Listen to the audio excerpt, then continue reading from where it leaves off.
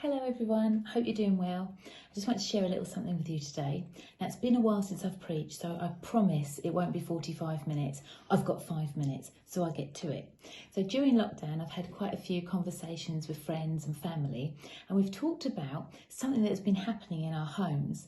And it is that every time you go to the cupboard, when you've just been shopping and you've bought loads of food and drinks that you need, it goes within a matter of days. Every 5 minutes it's what's for dinner, what's for snack, what's for lunch, and the food is just going. And we've had a laugh about it with more people being at home, how the supplies are being depleted quicker. Anyway, it got me thinking about a story in the Bible about a woman who literally did that. She went to her cupboard and all that was left was a little bit of oil and a little bit of flour, and she was getting ready to prepare a meal for her and her son. It would be their last meal because there was a famine in the land, and she knew that with a little bit of oil and a little bit of flour left, all she could do was make a small loaf of bread for her and her son, and then they'd literally wait until they died.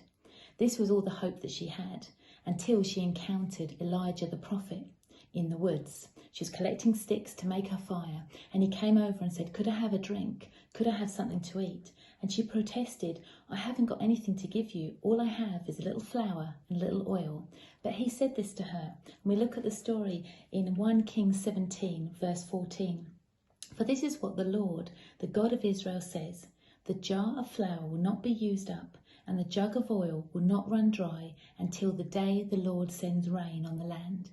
He said to her, "If you make this cake for me, if you use up what you've got, it will not run dry because God will provide for you."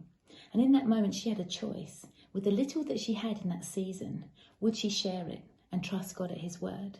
And she went on to do that. And I have a question for you today.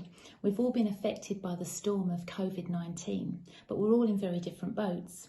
There's some people who have literally had to be self-isolating, have been locked away and haven't been able to see people. There's people who've had to go out to work even when they haven't wanted to. There are families that have been thrown together in a situation that has caused upset in homes. There's been all different angles that people have taken during this COVID-19. So we're in the same storm, but we're not in the same boat. And I want to encourage you today to look out of your boat across the storm and see what you can do with what you've got. And you might say, well, in this season, I can't operate in the way that I'm used to operating because I'm in lockdown. But there's some stuff that you can do.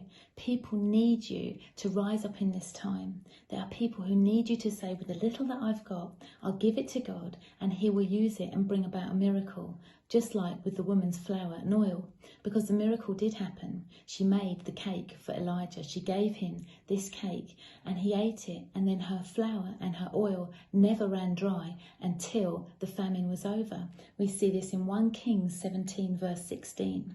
"For the jar of flour was not used up, and the jug of oil did not run dry, in keeping with the word of the Lord spoken by Elijah." God gave the widow ample in her time of famine and need, so that she was able to go about blessing other people.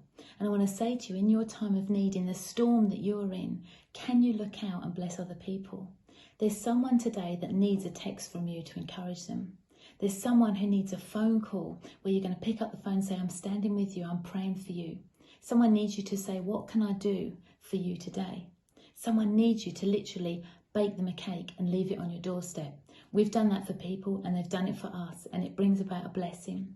But I want to encourage you in this season that you can be the fragrance of Jesus even in the storm. That just as when a cake is baking in the oven, it gives off a lovely aroma, that we, the church, have the opportunity to go out and present Jesus, the beautiful fragrance of Jesus, just by being his hands and feet and saying, "What can I do for you today?" So I hope you're encouraged and look forward to seeing you guys soon. Bye.